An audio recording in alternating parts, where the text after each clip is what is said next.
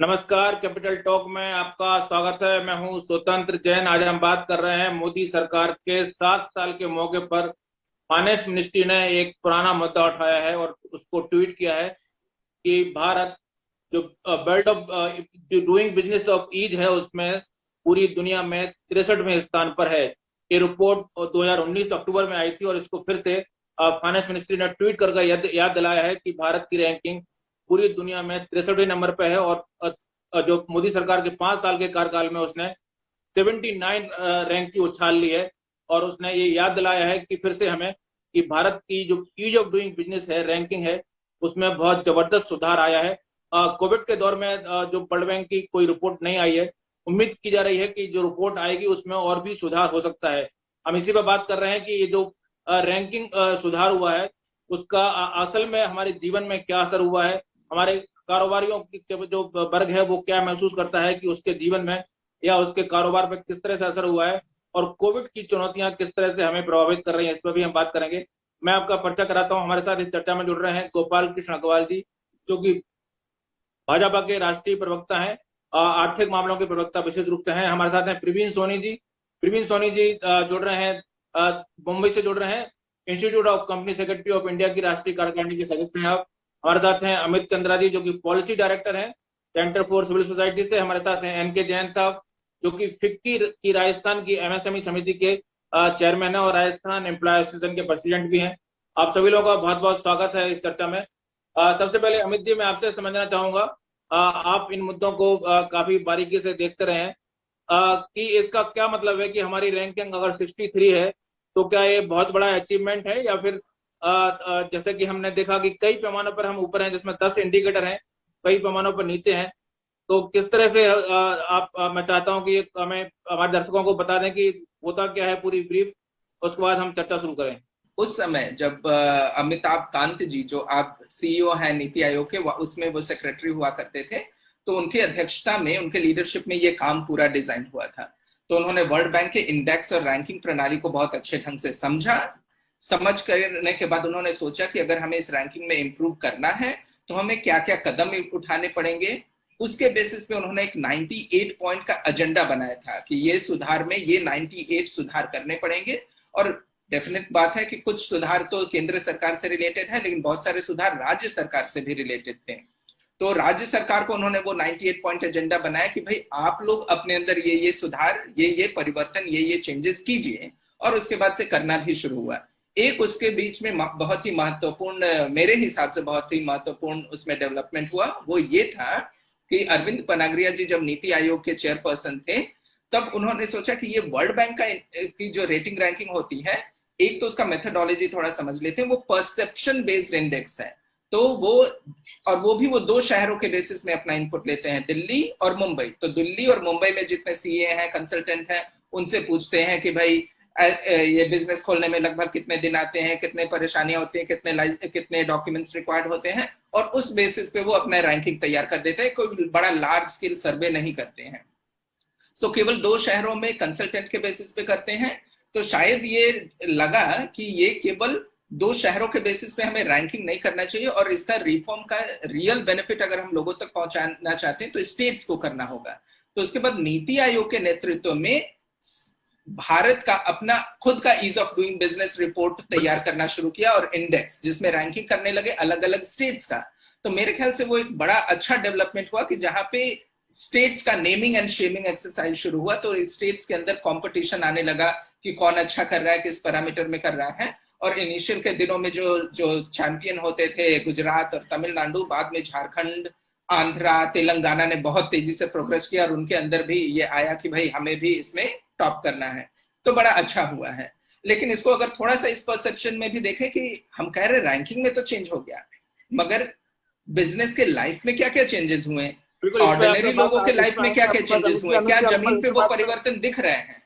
जी जैन साहब, आपके पास आएंगे। प्रवीण जी, आप क्या फील करते हैं कि पिछले 2014 के बाद से क्या परिवर्तन आए हैं, और खासकर मोदी सरकार 2.0 में आपको लगता है कि उसके बाद 63 से हम नीचे जाने वाले हैं कोविड के देखते हुए, या फिर ऊपर जाने वाले हैं? क्या आपका अनुभव है, क्या कहेंगे आप? मुझे ऐसा लगता है जो 63 रैंक जो अभी आई है, जो कि 2019 में 77 रैंक पे हम थे, इसमें बहुत से सुधार जो किए गए हैं जी, उनका बड़ा योगदान रहा है। जिसमें अगर मैं बात करूं, जैसे अभी 34 साल बाद पहली बार हमने न्यू एजुकेशन पॉलिसी देखी है देश के अंदर, जो 2020 में रिवाइज की गई है। कुछ काम ऐसे सरकार के हैं जिनका इमीडिएटली फल मिलता है और बहुत जल्दी रिजल्ट दे देते हैं, लेकिन कुछ ऐसे थे जो लॉन्ग टर्म प्लानिंग में जाते हैं और उनका रिजल्ट आने में या उनकी एस्टेब्लिशमेंट एग्जीक्यूशन होने में थोड़ा टाइम लगता है। अगर मैं बात करूं, आईआईटीज जो हमारे देश में पहले 16 के आसपास थे, अभी 23 के आसपास हो गए हैं। आईआईएम्स हमारे 13 से बढ़कर 20 हो गए। यूनिवर्सिटीज पहले 800 के आसपास थी, 1000 हो गई है। तो आई थिंक एजुकेशन एरिया में बहुत बड़ा डेवलपमेंट हुआ है। एमएसएमई के लिए देखेंगे आप, एकदम सेपरेट नया पोर्टल अभी हाल ही में सरकार ने बनाया है। उसमें आप एमएसएमई बनाने से लेके बंद करने तक लेके कंप्लेन करने तक लेके, आपका पेमेंट नहीं आ रहा, आप सरकार को कंप्लेन करना है, आपको कोई दूसरी पार्टी परेशान करे उसका कंप्लेन करना है, एवरीथिंग सारी चीजें आप पोर्टल से ऑनलाइन सिस्टम पे कर सकते हैं। एंड उसके साथ में हमने इस साल इसमें पहली बार देखा कि शायद कॉर्पोरेट टैक्सेशन में रिडक्शन आया है। और अगर हम बात करेंगे, जैसे जेम जो होता है गवर्नमेंट का ई मार्केट प्लेस सिस्टम होता है, जहां से बिना टेंडरिंग वगैरह के लिए सरकारी संस्थान और बाकी लोग भी वहां से परचेस कर सकते हैं। ये एक नया सिस्टम ई मार्केट प्लेस बनाया गवर्नमेंट ने, और मुझे इसमें बहुत अच्छा लगा जब पढ़ के पता पड़ा कि 6.5 लाख के आसपास उसमें एमएसएमई रजिस्टर्ड है, जिसमें से 9,700 तो स्टार्टअप्स है और 1 लाख से ऊपर वुमेन एंटरप्रेन्योर है। तो ये बहुत बड़ा ट्रांजेक्शन हुआ, जिसमें मुझे लगता है 66 95,000 करोड़ का ट्रांजेक्शन हुआ। तो ये जो एग्जीक्यूशन हुए गवर्नमेंट के, मुझे लगता है इसका फल, ये जो ट्रांजेक्शन दिखा रहे हैं, इसका अल्टीमेटली फायदा जो है आम आदमी की जेब पे आने वाला है। सोनी जी, आपने कहा कि पैसा आने वाला है, इसका मतलब पैसा आया नहीं है। तो कहीं ना कहीं रैंकिंग आपकी रैंकिंग अभी 63 है, तो कहीं ना कहीं आपको कहाँ लगता है कमी कहाँ है और पैसा कब आएगा? जेब में आने वाला है तो बहुत साल से सुन रहे हो। नहीं, मुझे ऐसा लगता है जैन साहब कि पैसा आने वाला का मतलब है कि जैसे जैसे रिफॉर्म्स एग्जीक्यूट होते जाएंगे उससे और फर्क पड़ता है। क्योंकि जैसे डीबीटी गवर्नमेंट की एक बहुत बड़ी महत्वाकांक्षी योजना है जिसमें डायरेक्ट बेनिफिट ट्रांसफर हुआ और 380 के आसपास स्कीम्स इसमें लगी, जिसमें 52 से ऊपर मिनिस्ट्री थी। और गवर्नमेंट का रिकॉर्ड बताता है कि 15 लाख करोड़ के ऊपर पैसा डीबीटी से उन्होंने ट्रांसफर किया है। तो ये, और जो हेल्थ में जो रिफॉर्म्स आए हैं, मुझे लगता है भले ही आप पीएम किसान की बात करो, जो भी पैसा गवर्नमेंट के थ्रू आया है डीबीटी से, ये पैसा सुधार हुआ है। बिल्कुल, हमारे साथ गोपाल कृष्ण अग्रवाल जी हैं, राष्ट्रीय प्रवक्ता आर्थिक मामलों के। गोपाल कृष्ण जी, मैं आपसे जानना चाह रहा था कि भारत की रैंकिंग 63 है, लेकिन दो ऐसे मामले हैं, एनफोर्सिंग कॉन्ट्रैक्ट और रजिस्टरिंग प्रॉपर्टी, जो कि उसकी सब कैटेगरी है जो कि रैंकिंग की, उसमें भारत अभी भी बहुत पीछे है। रजिस्ट्री प्रॉपर्टी में 194 नंबर पर है। एनफोर्सिंग कॉन्ट्रैक्ट मतलब जो समझौते होते हैं विभिन्न पार्टियों में, उनको लागू करने में भारत अभी भी 163वें नंबर पर है। इसका मतलब है कि भारत में कम से कम एजुकेशन के मामले में अभी बहुत पीछे है। इसमें क्या आप देखते हैं कि सुधार हुआ है पिछले 2 साल में जब से मोदी सरकार आई है? और आपको लगता है कि जब अगली रिपोर्ट आएगी तो 50 के अंदर क्या भारत होगा? आपने बताया कि 10 पैरामीटर है, उनके ऊपर ये रैंकिंग होती है और उसमें भारत 3 पैरामीटर्स में, ये जो 63 की रैंकिंग है उस वक्त 3 पैरामीटर्स में पुअर है। आपने उसमें 2 बताए, एनफोर्समेंट ऑफ कॉन्ट्रैक्ट और रजिस्टरिंग ऑफ प्रॉपर्टी, और तीसरा था जिसमें था ये टैक्स कंप्लायंसेस। ये 3 चीजों में भारत की परफॉर्मेंस उस वक्त जब ये रैंकिंग आई तब पुअर थी। मैं इसमें 2 बातें कहना चाहता हूँ। इसलिए हम बहुत कॉन्फिडेंट हैं कि अगली रैंकिंग आएगी तो हम 50 से हमारी रैंकिंग और नीचे आ जाएगी, मतलब हम ऊपर पायदान चढ़ जाएंगे। ये तीनों ही बहुत महत्वपूर्ण है, जिसमें सरकार ने बहुत सारे काम किए थे, लेकिन उसका जब तक ये रैंकिंग आई थी तब तक उसका इम्पैक्ट ग्राउंड लेवल पे नहीं आया था। एनफोर्समेंट ऑफ कॉन्ट्रैक्ट का पहले मैं विषय ले लेता हूँ। सरकार ने डिस्ट्रिक्ट लेवल पे कमर्शियल कोर्ट्स को बनाया है। पहले क्या होता है, जो जुडिशियल कोर्ट्स हैं उनमें इतना ज्यादा रश था, इतना ज्यादा केसेस थे, तो सालों साल वो हमने एक पिक्चर भी देखी थी, तारीख पे तारीख, तारीख पे तारीख। तो वह कोर्ट में यही प्रक्रिया थी कि उनके पास कोर्ट का स्ट्रक्चर, इंफ्रास्ट्रक्चर कम है, जजेस कम है और केसेस चलते जा रहे हैं। तो सरकार ने कमर्शियल कोर्ट्स अलग से बनाने का पूरा प्रावधान करके शुरू कर दिया है, प्रक्रिया कर दी थी, वो चल रही है। दूसरा, डिस्ट्रिक्ट लेवल पे भी कोर्ट स्टैब्लिश करने के लिए इस प्रोसेस को कर दिया। तो जब कमर्शियल कोर्ट सेपरेट हो जाएंगे और डिस्ट्रिक्ट लेवल पे कोर्ट स्टैब्लिश हो जाएंगे तो ये एनफोर्समेंट ऑफ कॉन्ट्रैक्ट बहुत मजबूत हो जाएगा। तो इंसॉल्वेंसी, बैंकरप्सी कोड में पूरे एनसीएलटी कोड बनाए हैं और उसके पूरे इंसॉल्वेंसी प्रोफेशनल्स की एजेंसीज बनाई है, आईबीबीआई पूरा बनाया। तो एनफोर्समेंट ऑफ कॉन्ट्रैक्ट में इतना जबरदस्त उछाल आने वाला है सत्येंद्र जी। तो यह है। दूसरी बात मैं बता दूं, आपने कहा रजिस्ट्रेशन ऑफ प्रॉपर्टी, उसमें सबसे बड़ी प्रॉब्लम थी कि प्रॉपर्टी की ओनरशिप के रिकॉर्ड्स हमारे देश में पक्के नहीं है, मजबूत नहीं है, जिसके कारण आज भी आपको एक डेटा बताता हूं, आज भी हमारे यहाँ कोर्ट्स में 60% जो केसेस हैं वो लैंड डिस्प्यूट्स पे ही है, ओनरशिप में, गांव में, ये मेरी जमीन है, उसकी जमीन है, ट्रांसफर कैसे होगा, और उसके बाद बाप दादा का इनहेरिटेंस कैसे होगा, भाइयों में लड़ाई हो रही है। तो सरकार ने नीति आयोग के अंतर्गत एक पूरा digitization of ownership of land records का पूरा वो किया, और स्टेट्स को उसके लिए अलग से फंडिंग भी की है। कर्नाटक ने इसमें बहुत बड़ा स्टेप लेके पूरा डिजिटाइज कर दिया था। योजना लंबे समय से चल रही थी सर, लंबे समय से चल रही थी योजना। नहीं, उसके लिए नहीं, मैं आपको बता रहा हूँ, उसके लिए सरकार ने अलग से फंडिंग करी है स्टेट्स को कि आप फास्ट ट्रैक करके डिजिटाइज करिए लैंड रिकॉर्ड्स को। और एक लैंड लीज एग्रीमेंट ड्राफ्ट सरकार ने, केंद्र सरकार ने नीति आयोग के अंतर्गत निकाला है कि जो किसान के अंदर जो किसानी में जो लैंड हो जाता, तो लैंड लीज एग्रीमेंट, क्योंकि वहां पे लीज नहीं होती थी, वर्बल एग्रीमेंट होता था, तो उसके लिए ड्राफ्ट मॉडल लीज एग्रीमेंट दिया है कि आप लैंड का लीज एग्रीमेंट कर देते। ये दूसरी बात है। तीसरा मैंने बता दूं, टैक्स कंप्लायंस बहुत महत्वपूर्ण है। हमारे यहाँ टैक्स कंप्लायंस के अंदर भी पुअर रैंकिंग थी, तो सरकार ने जीएसटी को ऑनलाइन करके उसकी पूरी प्रक्रिया को सब्जेक्टिविटी ऑनलाइन करके डिजिटाइज करने का जो प्रक्रिया किया, और दूसरा ई वर्चुअल असेसमेंट का सरकार ने लागू कर दिया। तो यह virtual assessment, GST, land lease agreement, digitization of land records और डिस्ट्रिक्ट एंड कमर्शियल कोड्स, ये तीनों से मैं कह रहा हूँ 50 से भी क्या अभी और तेजी से उछाल आएगा। ये तीनों का ग्राउंड लेवल पे इम्पैक्ट आने पे बहुत अच्छी रैंकिंग है। सर जीएसटी जी का जंजाल बन चुका है। आप अगर आप जो टैक्स चलाए कर रहे हैं उनसे बात करें। देखिए जब भी कोई रिफॉर्म करते हैं, एनके जैन साहब बैठे हैं, पुष्टि करेंगे कि जी का जंजाल कितना बड़ा बन चुका है। एनके जैन साहब, क्या जीएसटी जी का जंजाल तो बता दूंगा, जी का जंजाल नहीं देखिए, जीएसटी तो लागू करना मैंडेटरी था सरकार को, और जो बात ईज ऑफ डूइंग बिजनेस की हो रही है, इस वर्ड का प्रचलन ही आया है मोदी जी के आने के बाद। उनका जब प्रादुर्भाव हुआ उसके साथ ही इस वर्ड का प्रचलन शुरू हुआ, ease of doing business. Ease of doing business आपका कहना है जुमला नया है?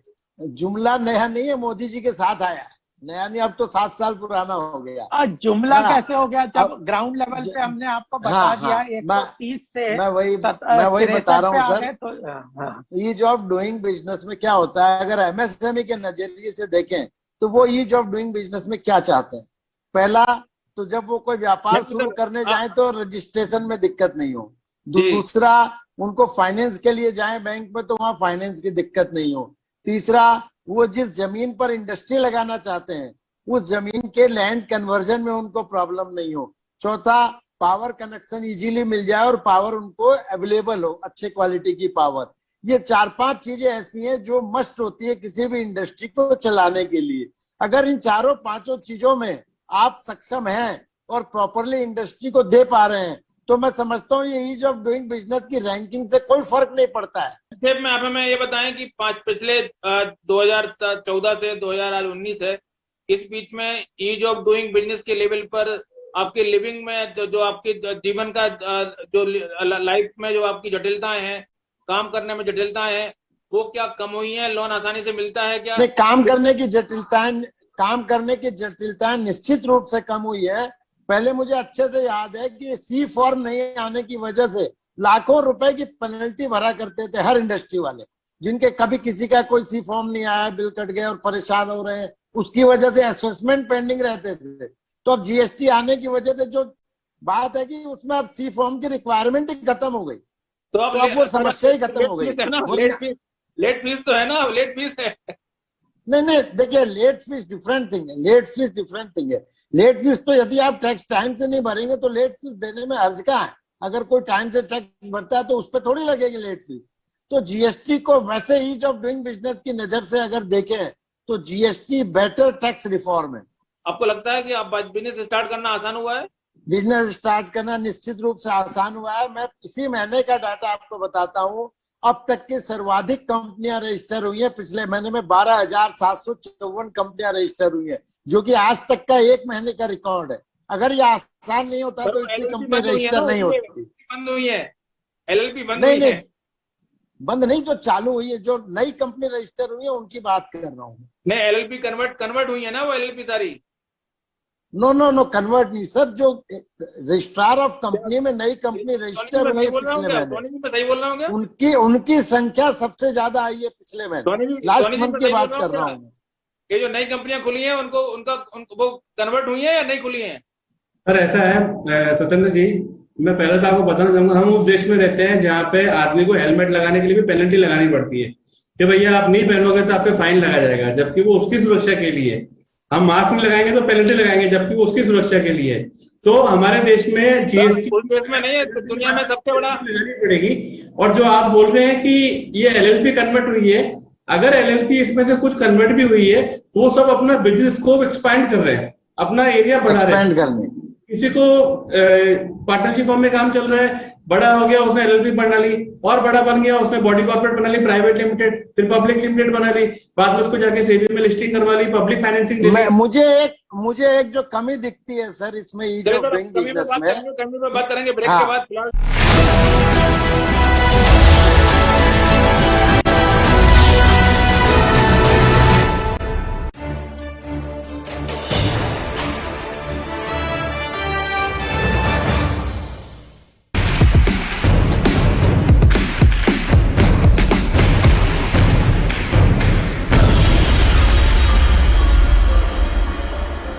Regarding drug called remdesivir.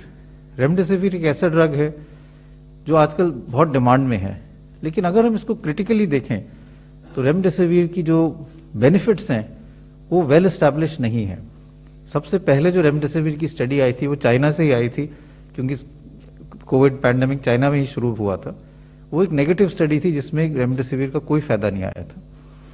उसके बाद कुछ स्टडीज US से आई जिन्होंने ये दिखाया कि इससे हॉस्पिटल स्टे थोड़ा दिनों से कम हो जाता है, लेकिन मोर्टेलिटी बेनिफिट नहीं है, जान नहीं बचती है। और WHO की जो सबसे बड़ी स्टडी हुई है, जो सॉलिडारिटी ट्रायल है, उन्होंने भी इस ड्रग में कोई फायदा नहीं पाया। इसलिए ये सोचना कि अगर रेमडेसिविर ही एक मैजिक बुलेट है और उसी से हम सब लोग ठीक हो जाएंगे, तो ये गलत धारणा है। और दवाइयां हैं जो ज्यादा यूजफुल हैं, ऑक्सीजन उनमें से एक है, एंटीकोगुलेंट्स हैं, और जो मॉडरेट टू सिक पेशेंट्स हैं उसमें स्टेरॉइड्स का भी रोल है। तो हमें यह समझना चाहिए कि we should not get into a panic mode अगर रेमडेसिविर नहीं मिल रही या रेमडेसिविर इज नॉट एसेंशियल। और इसीलिए इस ड्रग की होर्डिंग जो है या ड्रग की मिसयूज जो है उसको भी रोकने की जरूरत है। It is only useful in moderate to severe cases on 5th to 7th day, जब आपका सैचुरेशन गिर रही है, आपके लंग में इन्फिल्ट्रेट्स आ रहे हैं। जो सारी स्टडीज हुई हैं उन्होंने भी यही दिखाया है। अगर हम रेमडेसिविर शुरू में दे दें तो उसमें कोई बेनिफिट नहीं है, और इसके लिए मेडिकल लिटरेचर, इंटरनेशनल लिटरेचर में भी डेटा है। तो मैं यही कहना चाहूंगा कि again we should understand remdesivir is a drug which has not shown mortality benefit, और उसकी यूटिलिटी जो है वो मॉडरेट टू सीवियर इलनेस में है, माइल्ड इलनेस में उसकी कोई जरूरत नहीं है। इसलिए जो लोग रेमडेसिविर पहले दिन दे रहे हैं या दूसरे दिन ले रहे हैं, उस ड्रग का मिसयूज कर रहे हैं, जिससे उनको साइड इफेक्ट ज्यादा हो सकते हैं और वो अननेसेसरी अपने बॉडी में ड्रग्स ले रहे हैं।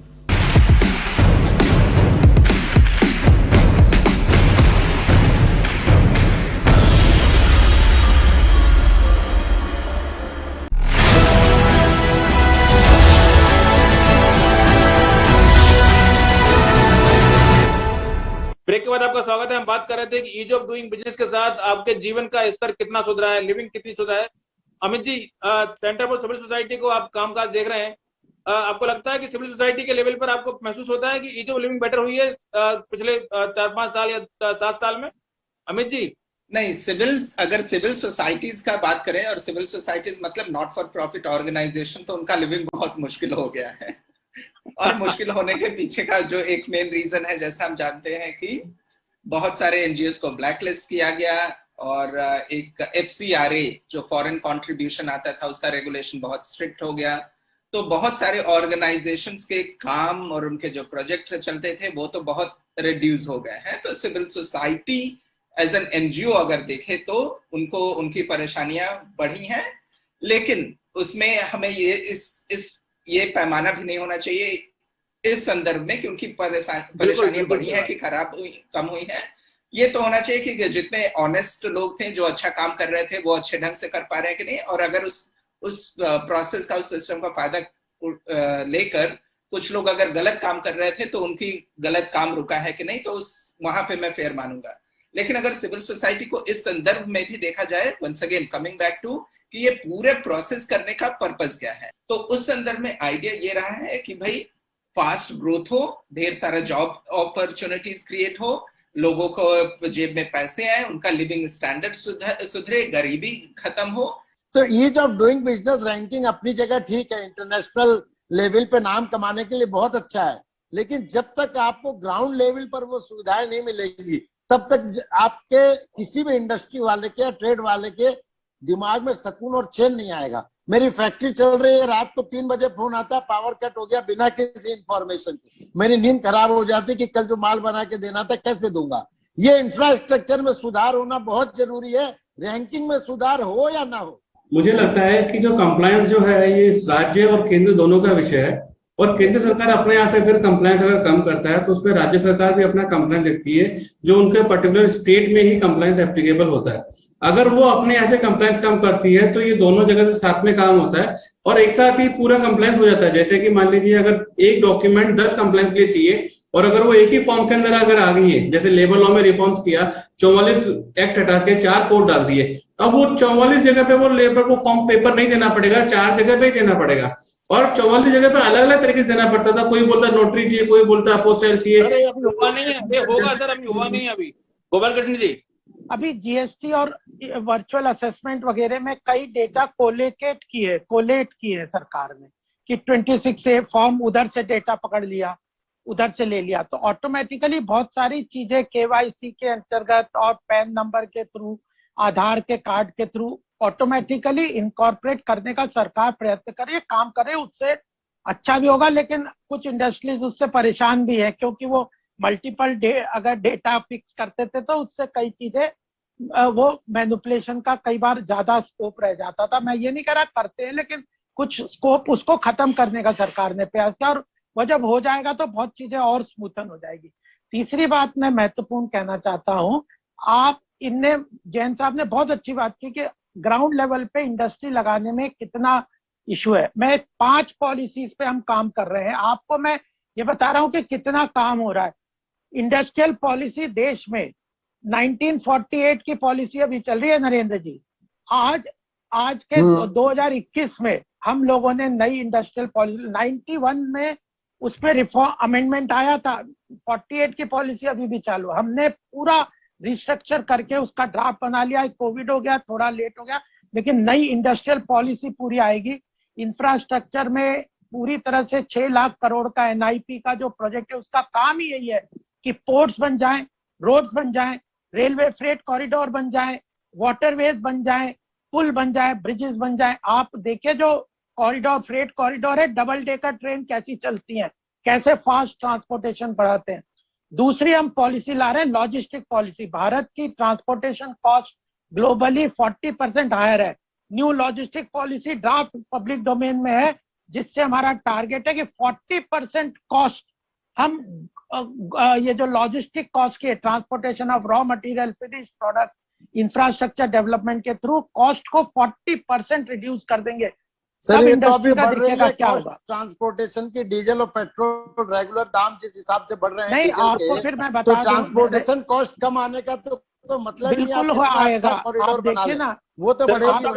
मैं बता देता हूँ, नहीं मैं बता देता हूँ आपको, नहीं वो फ्रेट कॉरिडोर का मुझे पता है सर, नहीं, वो राजस्थान से 40% हिस्सा उसका निकल रहा है फ्रेट कॉरिडोर का। सुनो तो सही, मैं बता रहा हूँ। हाँ। जो सरफेस ट्रांसपोर्ट है ग्लोबली, हमारे यहाँ पे 65% जो ट्रांसपोर्टेशन होता है वो बाई रोड होता है। ग्लोबली ये 25 से 30% होता है। हमारा पूरा प्लान है कि रेलवे ऑलमोस्ट कॉस्ट अगर 4 रुपए आपका इस पे लगता है रोड का, तो 1.25 रुपया रेलवे का ट्रांसपोर्टेशन में लगता है, और वाटरवेज में तो कुछ पैसों में हो जाता है। तो हम उसको शिफ्ट करना चाहते हैं रोड से रेलवेज में और वाटरवेज में, तो उससे कॉस्ट कम होगा। और 65% हमारे यहाँ सरफेस ट्रांसपोर्ट है, ग्लोबली 25% होता है सरफेस ट्रांसपोर्ट में। तो यह चीजों में आप समझिए, लॉजिस्टिक पॉलिसी आप ड्राफ्ट पढ़िए ना, आपको पता चलेगा कितना अमेंडमेंट किया है हमने। New logistic policy draft public domain में डाली हुई है, अगर आपको उसमें सजेशन है तो फटाफट बोल दीजिए, सरकार उसको इनकॉर्पोरेट कर लेगी। हम भी काम कर रहे हैं उस पर। New logistic policy, industrial policy, export, वो सब policy, e commerce, retail trade तो अलग है, लेकिन ये दोनों जो है ईज ऑफ डूइंग बिजनेस से रिलेटेड है, और उससे हम लोग काफी कॉस्ट कम करने का सरकार का स्कोप है। एमएसएमई को साथ लो जोड़ना चाहता हूँ, इंडस्ट्री को साथ लो की बजाय। अरे वो तो टोटल इंडस्ट्री को है ना, एमएसएमई के लिए अलग थोड़ी है, लॉजिस्टिक पॉलिसी तो सबके लिए। मेरी आप बात सुनो, अभी जब भी कभी डिबेट होती है कि ये क्या, अच्छे से स्वतंत्र जी जानते हैं कि आप लोगों के साथ विपक्षी पार्टी क्या है सर। नहीं मेरे साथ कोई प्रॉब्लम नहीं है। पब्लिक डोमेन में जब पॉलिसी होती है तब कोई कमेंट नहीं करते, बाद में जब लेबर रिफॉर्म लॉ बन जाता है, ऐसी फार्म लॉ में हुआ। नहीं, ऐसा नहीं है। Labour reforms per employer association ने 23 कमेंट्स दिए थे, जिसमें से 17 इम्प्लीमेंट हो गए सर उसमें। ऐसा नहीं है कि हम कमेंट नहीं देते।